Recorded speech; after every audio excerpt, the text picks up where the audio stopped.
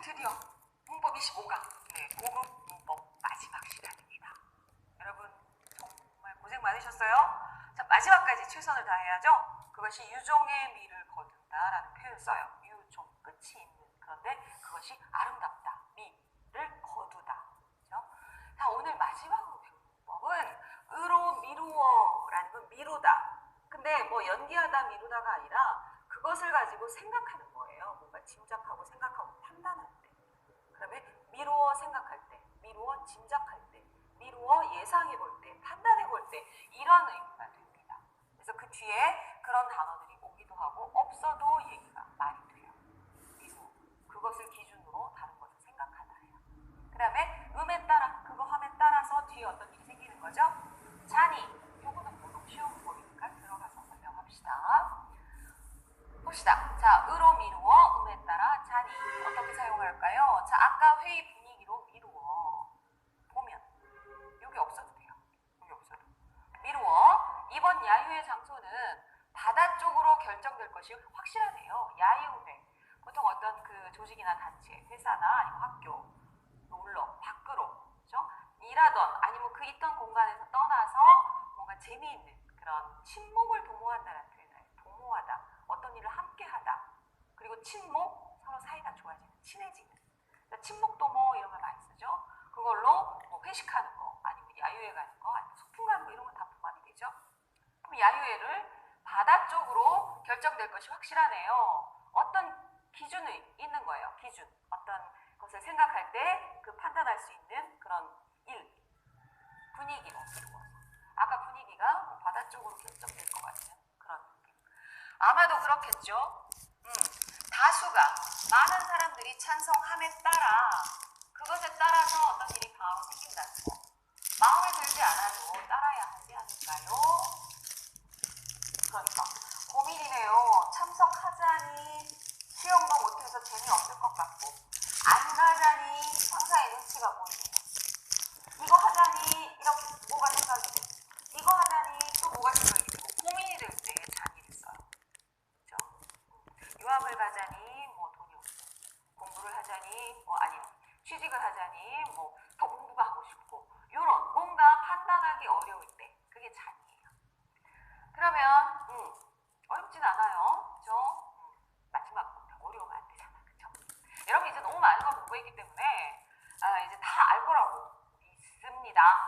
자, 이미 알고 있는 사실을 근거로 다른 것을 헤아린다라는 건 뭐 개선하다는 뜻도 되지만 그것을 판단하다 아니면 그것을 어떤 뭐 자기 생각으로 어떤 의견을 가져오다 생각하다 이런 의미가 돼요. 헤아리다. 그렇죠? 자, 이 글의 내용으로 미루어 볼 때 그 사람은 이미 마음이 돌아선 것 같습니다. 사람이 마음이 돌아서다, 마음이 떠나다라는 표현을 쓰죠. 그래서 이 글의 내용으로 미루어 볼 때 이 글의 내용 어떤 글인지 모르지만 뭐 편지를 썼나? 그 사람은 이미 마음이 돌아선 것 같습니다. 이 뒤에 있는 걸 결정하는데 어떤 기준이 된다라는 거예요. 이 앞에 있는 명사가 나옵니다. 으로 미루어. 다음 이 결과로 미루어 짐작할 때, 자 미루어 볼 때, 미루어 짐작할 때, 미루어 생각할 때 다 쓸 수 있어요. 그게 없어도 말이 달라지지 않아요. 생략하고 써도 됩니다. 이 결과로 미루어 심각한 사태임을 알 수 있습니다. 뒤에 요걸 판단하는 기준이 된다는 거예요. 어떤 결과가 되셨죠? 미루어 생각하다예요. 미루어 짐작하다, 미루어 보다. 이거는 우리가 숙제를 미루다, 오늘 할 일을 내일로 미루다 이거하고 다른 거예요. 똑같다고 그건가 이렇게 생각하면 안 됩니다. 으로 미루어 앞에 결과로 기준을 가지고 생각해 볼 때 뒤에 어떤 일이 와요. 그럴 때. 그런데 보통은요. 자, 여기서 그 표현을 언제, 어느 상황에서 쓸 것인가를 알아야 쓰죠. 그 뜻만 알아서는 잘못 쓸 수 있다는 거를 알죠. 요거는요, 보통은 어떤 개인적인 어떤 일상 대화가 아니라 공식적인 관계, 이런 데에서 많이 씁니다. 그러니까 뒤에 씁니다를 썼어요. 씁니다는 공식적인 관계. 근데, 개인적인 어떤 그 개인적인 친분이 있는 그런 관계에서는 해요, 어요, 요 해요체를 쓰잖아요. 요거는 미루어 볼 때라고 하면 뒤는 씁니다 하고 완전한 경어를 쓰는 게 좋아요. 높임법. 가장 많이 제일 높이는 높임법이 습니다, 합니다. 그죠? 합니다, 체라고 하죠. 그 체는 어떤 말하는 스타일을 생각하는 거예요. 그래서 우리가 한국어의 높임법 6가지 뒤에 쓰는 말 습니다, 해요, 해라, 해, 하게, 하오 6가지 기억하죠? 모르면 찾아보세요. 중급에서 다 한 거니까.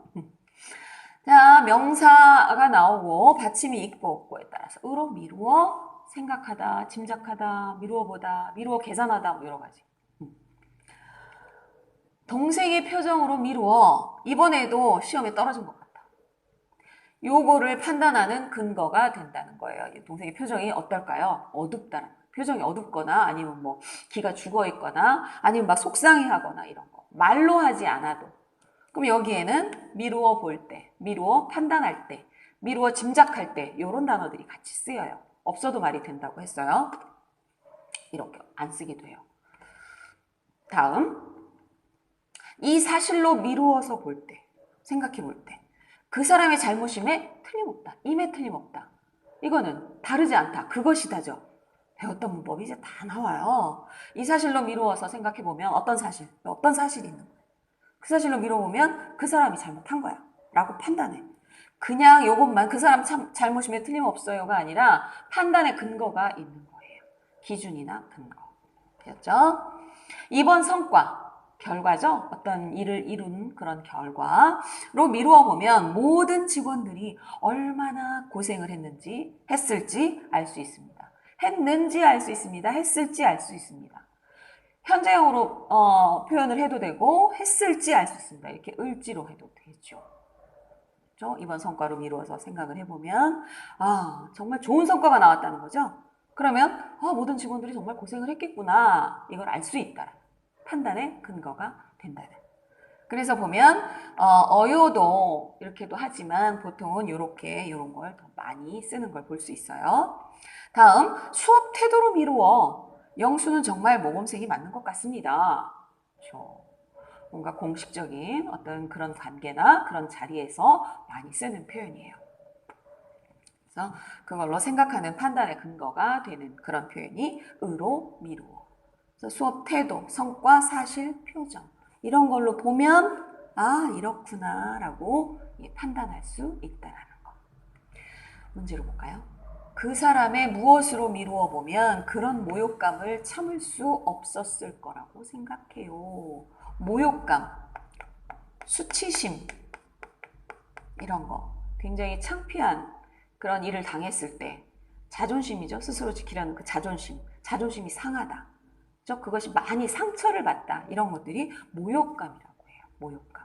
그래서 모욕감을 느꼈다. 굉장히 부끄럽고 창피하고 그리고 자존심도 상하고 이런 상황이에요. 그렇죠? 그럼 뭘까? 무엇으로? 미루어? 성격. 그 사람 성격으로 미루어 볼 때 그런 모욕감은 참을 수 없었을 거야. 누군가가 나를 막 무시하면 참을 수 없잖아요. 그렇죠? 사람은 가장 화가 날 때가 자존심이 상했을 때 그리고 나를 무시할 때, 무시당할 때 그렇다라고 얘기해요. 그래서 그런 상황을 이야기하는 거죠. 그래서 그것으로 미루어서 생각을 해보는 거예요. 뒤에 판단을 해보는 거.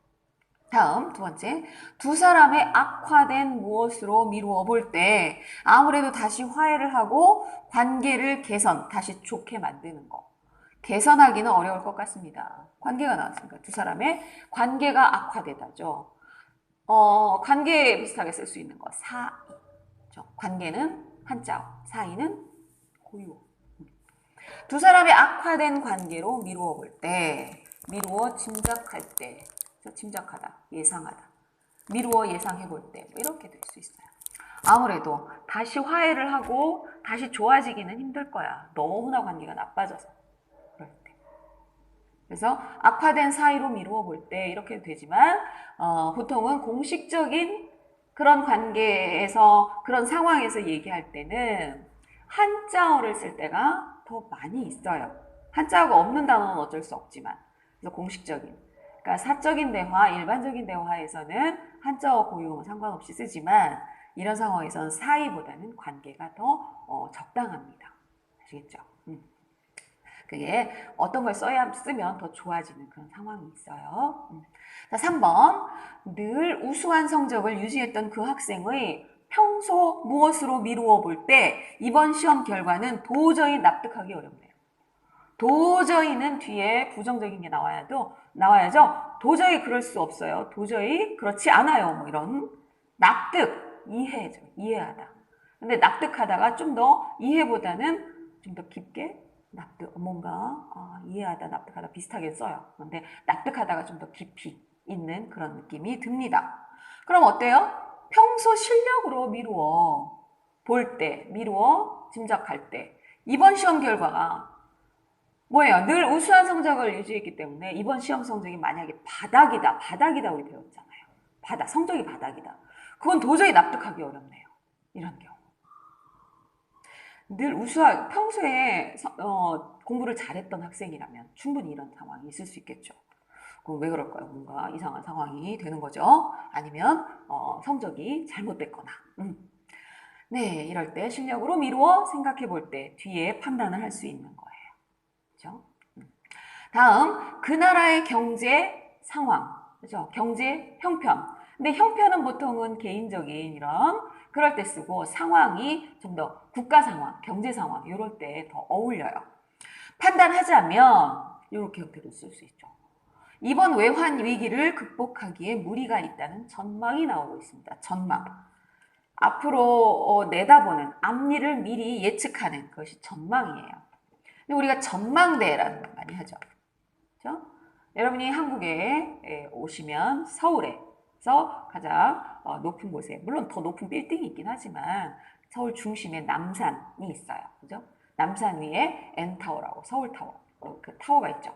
그 위에 맨 위에 보면 보통은 가장 높은 곳에 전망대가 있죠. 전망대라는 거예요. 경치를 이렇게 다 내려다볼 수 있는. 요 전망은 뭐 비슷하게도 쓸 수 있지만 앞을 미리 판단할 수 있는, 예상할 수 있는 그것이 전망이라고 합니다. 그래서 앞으로의 전망을 말씀해 주세요. 이랍니다. 그러면 뭘로 들어가면 좋을까요?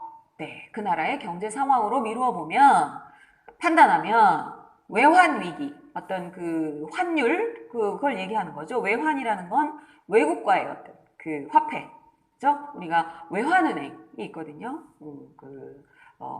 외국과의 어떤 돈을 계산하고 이러는 여러 가지 복잡한 문제가 있겠지만, 네. 외환 위기. 그래서 뭐 IMF 이런 얘기 많이 하죠. 그겁니다. IMF. 그죠? 국제 무슨 은행? 네, 전 잘 몰라요. 극복하기에 그런 위기 상황, 위험한 상황을 이겨내기에 무리가 있어요. 힘들어요. 무리가 있다는 전망이 나오고 있다는 거죠. 그건 뭐예요? 그 나라 경제 상황이 아주 안 좋다예요. 그걸로 짐작을 하는 거죠. 그 다음에 회사의 올해 영업 무엇으로 미루어 짐작할 때 이번 명절에 상여금 지급은 물 건너갔다고 보면 될 것 같습니다. 물 건너가다 이미 끝났다. 강이나 바다, 물이죠. 그걸 건너가 버렸어요. 그럼 이미 멀리 떠났다는 얘기예요. 그래서 물 건너갔어요. 이거는 끝났어요. 다음 상여금이라는 거, 보너스라는 얘기 많이 하죠. 그러니까 월급 외에 영업 어떤 자기의 실적에 따라서 돈을 더 받는 그런 것들. 근데 명절 보통은 뭐 추석, 명절, 설 명절, 보너스, 상여금 이런 얘기 많이 하거든요. 근데 그런 거 지급은 물 건너갔어. 안 나온다는 얘기예요. 그럼 뭐예요? 여기는 안 좋다라는 얘기겠죠. 그러면 회사의 영업 실적으로 미루어 그러면 그 실적이 안 좋다라는 얘기. 안 좋은 영업 실적으로 미루어 짐작해보면 보너스는 안 나올 것 같아. 이미 물 건너갔어. 끝났어. 이거예요. 그렇죠? 물 건너가다는 안 좋은 상황입니다. 이미 끝났다는 얘기. 좋은 상황에서 끝난 거에 물 건너가다 안 해요. 네. 자, 그러면 요거는 또 어떻게 풀어볼까요? 당연히 결과가 나오니까 여기 2번 건강검진의 결과. 근데 이 환자가 평소에 어떤 식생활을 했는지 짐작할 수 있어요. 그러니까 이번 건강검진의 결과로 미루어.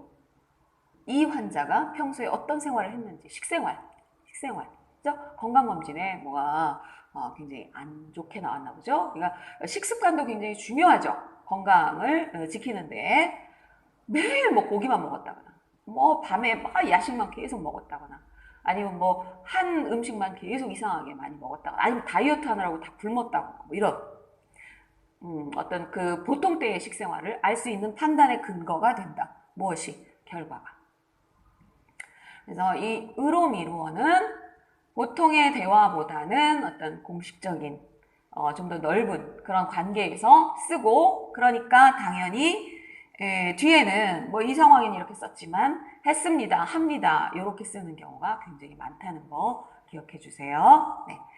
두 번째로 넘어가 봅시다. 음에 따라 앞에 어떤 상황이 있음에 따라 뒤에 어떤 결과가 오는 거죠. 뒤에 상황이 오는 거예요. 앞 내용에 바탕을 두거나 그런 입장이 돼서 뒤에 상황이 온다. 이건 뭐야. 문법 설명은 더 어려울 때가 많아요. 없는 게 좋죠. 그러나 있어야지. 선배들이 체육대회에 참가함에 따라 선배들이 참가하니까 후배들도 응원 준비에 박차를 가하다. 관용 표현이 나왔죠. 박차를 가하다. 이건요, 어떤 일을 하는데 더 잘할 수 있도록 막 밀어주는 거예요. 그게 박차를 가하다입니다. 그러면 선배들이 체육대회에 참가하니까 후배들은 열심히 하세요 하고 응원한다라는 얘기. 그러니까 이거는 앞의 결과, 아니 앞에 어떤 그것 상황이 이유나 그런 바탕이 돼서 뒤에 상황이 온다예요. 그러니까 연결이 돼야 됩니다. 대조 상황 아니면 연결되는 상황 이런 게 있었죠? 그겁니다. 그러니까 여기에 참가하기 때문에 이런 게 되는 거죠. 말을 바꿔도 됩니다. 근데 음에 따라 이것도 역시 아까 의로미루어처럼 어떤 공식적인 그러니까 개인적인 친구 간의 대화나 뭐 가족 간의 대화에 이런 함에 따라 음에 따라 이런 거 안 해요. 요거는 주로 또 글말, 장문 쓸 때 이렇게 써야 됩니다. 보통 우리가 보고서나 어떤 장문을 쓸 때, 공식적인 글을 쓸 때, 이거는 주관적 글쓰기, 나로 시작하는 주관적 글쓰기가 아니라, 뭐, 어떤 사람은 뭐, 사회적인 이런 거 얘기할 때, 그런 걸 객관적 글쓰기라고 하죠? 쓰기에서 다 설명했어요. 쓰기 모르면 다시 확인해야 돼요. 그럴 때, 함에 따라 이런 상황이 발생하고 있습니다. 이렇게 쓰는 게 좋습니다. 거기에 했으니까, 이거 굉장히 이상해요. 말은 맞지만 그 상황에 맞지 않는 거예요. 글말과 입말은 좀 차이가 있다는 거 이제 아시죠? 다음, 동생이 먼저 시집을 감에 따라 시집을 가다, 결혼을 하다예요. 남자는 결혼하다는 똑같이 쓸 수 있지만 남자는 장가를 가다예요. 그래서 장가를 가면 부인의 부모님은 장모님이 되는 거예요. 장가를 가다가. 그러니까 장의 집이 집. 그 다음에 이건 그래서 시어머니, 시아버지 그렇게 되죠. 그래서 그걸 생각하면 금방 알 수 있을 거예요. 그래서 장가를 감에 따라, 시집을 감에 따라 저는 혼자 방을 쓰게 되었어요. 혼자 방을 쓰게 된 이유가 되는 거죠. 그래서 이것이 바탕이 돼서 이런 상황이 온다.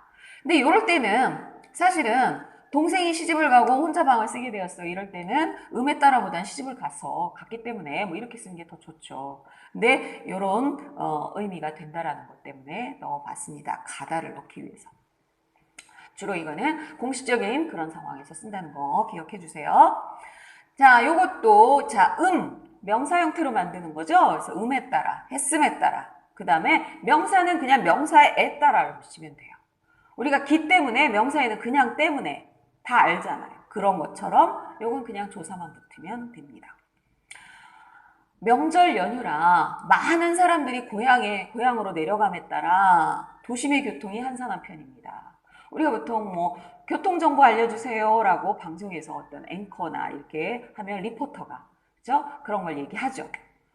명절 연휴라 뭐 보시다시피 하면서 화면에 나올 거예요. 아마 많은 사람들이 고향으로 내려감에 따라서 이런 뒤의 상황이 오게 됩니다. 한산하다, 교통이 사람이 별로 없다, 한산하다, 아니면 차가 별로 없다, 한산하다 이거예요. 한가하다 하고는 좀 다르죠. 한가한 거는 시간이 많다, 그죠? 근데 요거는 교통이 한산하다라는 의미는 차가 별로 없다는 얘기예요. 자, 다음. 각 대학의 등록금이 인상됨에 따라, 올라감에 따라 해도 되죠. 그런데 주로 공식적인 이런 상황에서 글말에서는 한자어를 많이 쓴다고 했어요. 그러니까 올라감에 따라도 되지만 인상하다라는 말을. 그래서 이렇게 쌍으로 이렇게 같이 외워두면 좋다고 했어요. 인상됨에 따라 다른 물가도 덩달아 오르고 있습니다. 덩달아 따라서. 그것에 따라서 따라가는 거예요. 물가도 따라서 오르고 있습니다. 같이 따라가는 거. 되셨죠? 그래서 각 대학의 등록금이 인상됨에 따라 다른 물가도 같이 오르고 있습니다가 됩니다. 앞에 거에 근거가 돼서 바탕이 돼서 뒤의 상황이 같이 올라가는 거. 다음, 자, 여름이 다가옴에 따라 여름이 다가오고 있어요. 백화점이나 시장에서도 여름 물놀이 용품 판매가 늘고 있다는 소식입니다. 이것도 역시 뉴스나 어떤 그런 기사에서 나올 수 있는. 그래서 이런 상황에 이런 걸 더 많이 쓴다라는 거 말씀드렸죠. 이것이 개인적인 상황인지 일상의 대화인지 아니면 어떤 공식적인 대화인지 이런 것이 많이 달라지죠. 마지막 하나는 더. 설악산은 계절에 따라, 이거는 명사니까 만들 필요가 없잖아요. 동사나 형용사를 명사로 만들 때 음이니까 음이나 기. 근데 이거는 그대로 계절에 따라 각기 다른 풍경을 보여줍니다. 네, 설악산이 똑같은 장소를 사계절, 봄, 여름, 가을, 겨울을 찍은 이런 사진들이 많이 있어요. 보통 한계령, 대관령 이런 얘기 하는데 굉장히 아름다운 경치를 볼 수 있습니다. 똑같은 장소를 봄, 여름, 가을, 겨울. 재밌죠? 계절에 따라 각기 다른, 각각, 제각각 다른 풍경을 보여준다. 그래서 명사에는 그대로에 따라. 그냥 계절 따라, 이렇게, 계절 따라도 쓸 수 있겠지만, 계절에 따라. 네. 자, 문제로 들어가 봅시다. 작년보다 물가가 모함에 따라 생활비 절약이 불가피합니다. 불가피하다, 피할 수 없다예요. 그거는 뭐예요? 절약을 해야 합니다예요. 피할 수 없으니까. 도망갈 수 없다는 얘기잖아요. 그럼 여기는 생활비를 절약해야 돼요. 그럼 뭐야? 물가가 내려가요? 올라가요? 올라가야 되죠. 그러니까 물가가 오름에 따라. 그렇죠? 물가가 오름에 따라 생활비 절약이 불가피합니다. 짧아도 아주 좋은 고급 문장이에요. 불가피하다. 생활비를 절약해야 합니다. 이렇게 쓰는 거죠. 그래서 오름에 따라서 뒤에 그런 상황이 이어져서 발생을 한다는 것. 두 번째 문제요. 국제 유가가 계속 어떻게 함에 따라 국내 휘발유 값도 인하하고 있습니다. 내려가고 있다는 거죠. 인하, 아까 인상 나왔죠. 올라가다. 인상, 인하. 이거는 보통 돈, 가격을 말할 때 인상, 인하를 많이 씁니다. 그리고 상승, 올라가다, 하락, 내려가다 이런 것도 경우에 따라서 어떤 걸 선택해야 할지를 알아야 되죠. 그리고 이런 단어들이 고급에서 읽기, 듣기에 아주 많이 나오니까 이런 거는 꼭 같이, 반대말도 같이 알아두세요. 그 다음에 고유어, 그 다음에 한자어의 어떤 그런 같은 말들, 이런 것들. 많이 알아둬야 유사 표현, 비슷한 말 고르기 이런 것도 할 수 있고요. 고급으로 갈수록 우리가 외국어 배우면 그렇죠. 외국어는 단어 싸움이다라는 말을 해요. 문법도 중요하지만 문법을 몰라도 단어가 우선 더 많이 알아야 외국어를 더 유창하게 할 수 있습니다. 그래서 단어 공부는 계속 해야 되죠. 자, 다음. 네, 그래서 여기는 하락이 돼야 되죠. 하락하니까 같이 내려간다는 얘기. 그래서 국제 유가가 계속 하락함에 따라 그냥 내려간다는 얘기니까 국내 휘발유 값도 계속 인하하고 있습니다. 여기에 유가가 계속 인하함에 따라 이렇게는 잘 안 써요. 왜냐하면 어떤 딱 정해져 있는 가격이 아니라 전체적인 그 기름값, 그러면은 그 기름이 많이 나오는 나라들이 굉장히 많이 있죠. 그런 데에서 정해지는 거니까 요거는 딱 하나의 가격이 되는 거니까 이거는 인하를 쓸 수 있고요. 어떤 걸 선택하는지 여러분이 이런 그 고급 문장들을 많이 읽어보고 머릿속에 생각을 하셔야 돼요. 그래서 여기에 인하보다는 하락을 쓰는 거고 뒤에는 인하라고 해요. 그래서 가격 인하예요. 가격 하락이 아니라. 되셨죠? 값을 내리다. 휘발유값. 그리고 자동차 운전할 때 들어가는 그 기름, 오일. 그죠? 그런데 이름이 좀 다르죠? 경유, 휘발유, 등유 여러 가지 종류가 있어요. 세 번째. 도시와 농촌의 소득 격차, 차이. 그죠? 격차가 점점 모함에 따라 인구의 도시 집중 현상이 더욱 심화되고 있습니다. 고급 단어들이 막 쏟아져요. 지금 도시와 농촌 간의 소득 차이예요. 소득 차이가 점점 모함에 따라 벌어지다죠. 점점 벌어지다. 어디가 더 소득이 높다? 버는 돈. 아무래도 농촌보다 도시가 높다고 얘기를 하는데, 뭐 농촌에서도 농사를 아주 크게 짓거나, 뭐 농장, 과수원 이런 거 크게 하면 될 수 있겠지만, 일반적으로 보면, 도시 가정과 농촌 가정의 소득, 이런 걸 비교를 합니다. 그럴 때 소득 차이가 점점 벌어짐에 따라서 뭐가 온다? 인구가 도시로 집중한다는 얘기예요. 돈을 벌러 도시로 나간다는 얘기. 그래서 시골에 젊은 사람들이 없다고 해요. 노인들밖에 없다고. 그런 아주 심각한 사회 현상이라는 얘기를 많이, 우리가 고급이니까 읽기 자료나 이런 데서 많이 봤을 거예요. 그래서 더욱 심화되고 있다. 더욱 많아지고 있다는 거죠. 심화되다. 그렇죠? 우리가 심화학습 하면 더 깊게 들어가서 더 많이 공부하자라는 뜻이니까 더욱더 계속, 여기는 이런 표현도 쓸 수 있어요. 가속화되고 있습니다. 속도가 점점 빨라지고 있다. 그래서 가속화되다. 같이 쓸 수 있습니다. 도시로 집중하는 거죠. 그래서 시골이 뭐 공동화 현상, 시골이 비어 있다. 그런 의미도. 그래서 농사 짓는 거 사실 젊은 사람들이 해야 하는데, 요즘은 이제 젊은 사람들이 많이 이제 시골로 가서 농사도 짓고 이렇게 많이 한다고는 하는데, 그래도 이런 현상이 있다라는 거죠. 네. 그래서 벌어지다. 우리가 사이가 벌어지다. 친구 사이가 벌어졌어요. 멀어진다는 얘기입니다. 다음 4번. 자, 출산율이 점점, 자, 한국의 경우를 생각해 보셔야 해요. 경제활동 인구도 줄어들고 있어요. 점점 적어진다는 얘기죠. 국가 경쟁력 약화가 우려되는 상황입니다. 자, 고급 단어들이 막 나오니까 메모하셔서 계속 중요한 단어들을 기억하고 외워야 해요. 국가가 경쟁하는 거죠. 누가 어느 나라가 더 잘 사나? 근데 약화. 반대말은 강화. 그렇죠? 근데 약화는 점점 약해진다라는 얘기죠. 그럼 뭐예요? 출산율이 점점 감소죠. 떨어진다는 얘기죠. 떨어짐에 따라. 저출산율, 그 다음에 그 고령화 사회, 이거는 뗄래야 뗄 수 없는, 아주 붙어 있는 거죠. 젊은 사람들이 결혼을 늦게 하고, 결혼을 안 하고, 또 결혼을 해도 아이를 안 낳고, 그래서 점점 출산율이 내려간다는 얘기죠. 이거 굉장히 심각하다고 합니다. 세계에서 지금 한국이 거의 1위라고 해요. 출산율, 아이를 안 낳는 거죠. 경제활동 인구도 점점, 그러니까 아이들이 줄어들면 청소년 커가는 아이들 점점 없어지고, 그런데 의학의 발달로 사람들은 더 오래 살고, 그러니까 노인 인구는 점점 많아지고, 그러니까 뭐예요? 경제활동, 돈을